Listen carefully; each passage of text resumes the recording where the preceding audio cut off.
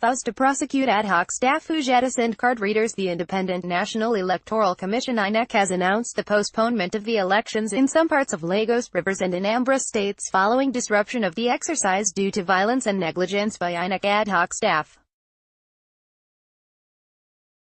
Areas affected by the postponement are Akuku and Bani local government areas of Rivers State as well as some parts of Anambra and Lagos State. The mostly affected is the contest for the federal legislative seats. A later date will be announced for the rerun in these affected areas.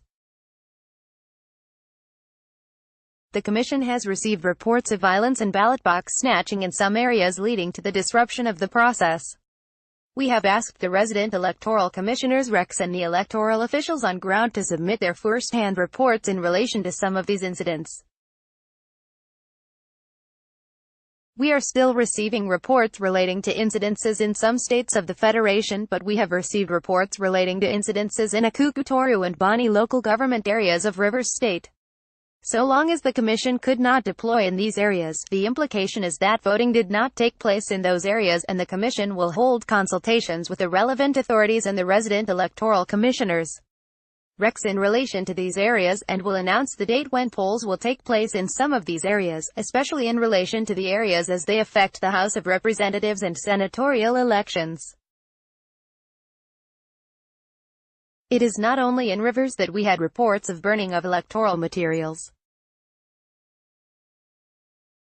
We have such reports from Anambra and Lagos states as well as some other places, he added. To prosecute erring staff, the Commission also vowed to prosecute any of its staff who failed to use the smart card readers for purposes of accreditation, saying where the card readers do not work up till 6 p.m. on Election Day, the standard procedure is to shift the exercise to the next day. According to Okoye, no staff of the Commission has discretionary powers on the use or otherwise of the card readers, as its usage is not a subject of negotiation. With regards to the challenges associated with smart card readers in some polling units, most of these challenges were resolved on time. However, it is to be noted that in the regulations and the guidelines issued by the Independent National Electoral Commission (INEC), it was made very clear that the use of the smart card readers is mandatory.